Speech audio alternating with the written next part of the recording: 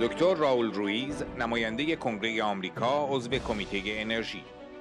به عنوان عضوی از کنگره، مفتخرم که از قطعنامه 100 کنگره حمایت کردم که 4 دهه مبارزه ایرانیان برای دموکراسی به رهبری زنان را به رسمیت می‌شناسد و بیانگر رد دیکتاتوری سلطنتی و استبداد مذهبی توسط مردم ایران است.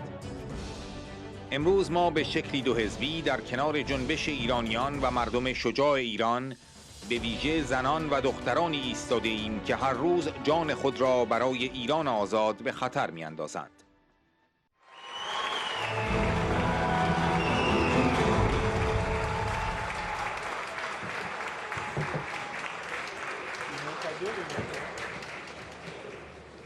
Madam Maryam Rajavi, President-elect of the National Council of Resistance of Iran, ladies and gentlemen and good people of Iran, good evening. I'm here to stand in solidarity with you, the Iranian diaspora, who have never given up hope for a free and democratic Iran. I'm here to collectively dream with widows, parents, students, workers, women and girls who have been killed, imprisoned, raped, tortured, and poisoned for daring to dream of freedom and equality by a regime that has for too long violated their human rights. I am here to say that I see you, we see you. We are inspired by your courage and we morally support your cause for freedom and democracy. As the son of farm workers who grew up in an impoverished community shackled by discrimination and poverty, I care deeply about your dream. I understand the sacrifices, struggles, hardship, and hope necessary for a better life with dignity, prosperity, equality, and human rights for all under the law. For decades, Iranians have been battling with their government to become a democracy, to respect their basic human rights. After years of repression, the Iranian people saw this fight catch fire again last year.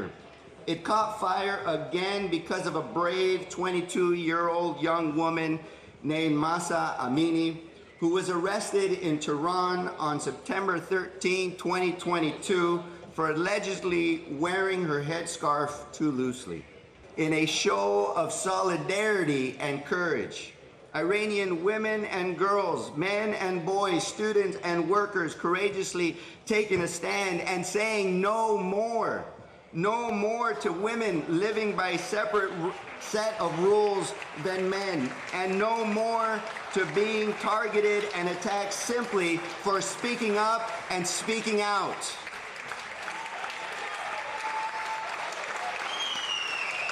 The strength and courage shown by these women, girls, men, and boys is simply awe-inspiring. Hundreds of protesters, men, women, boys, and girls, students, and workers have been killed, and thousands have been detained. Families have been forever changed by the loss of loved ones no longer seated at their tables.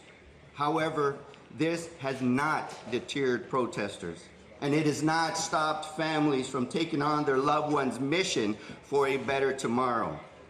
Instead, they have turned their sorrow and anger for the loss of Masha and their family and friends into a nationwide call for change, calling for a free and democratic Republic of Iran, an Iran that recognizes all Iranians' basic human rights, an Iran that encourages women and girls to be educated, an Iran that gives equal opportunities for all, including minority and religious groups, an Iran that promotes prosperity for all, an Iran that values students' rights, workers' rights, and women's rights, and an Iran that allows all of its people to succeed in whatever way they choose to do so. An Iran of Iranians, by Iranians, and for Iranians. Today, we stand here and applaud your efforts to demand that future Iran, a democratic, free republic of Iran, a democracy that will allow the Iranian people to have a voice. And that is why, as a member of Congress, I am a proud supporter of House Resolution 100, which gives the sentiment of the United States Congress and the people of America in support for the Iranian people's desire for a democratic and non-nuclear Republic of Iran and condemns the violations of human rights. This resolution recognizes the 4 decades that Iranians have fought for democracy, led by women who have endured the massacre of 1988, torture, sexual and gender-based violence, and death. It speaks to the Iranian people's rejection of a monarchic dictatorship and religious tyranny.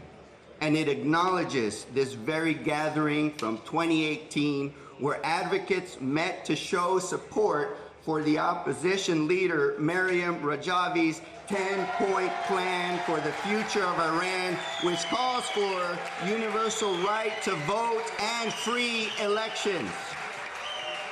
So today we stand with you in a bipartisan way. The Iranian diaspora and the brave Iranian people, especially the women and girls who are risking their lives every day for a free Iran. It is because of your courage, your heart, and sheer will that I know one day we will see a free democratic republic of Iran. Thank you, and God bless you.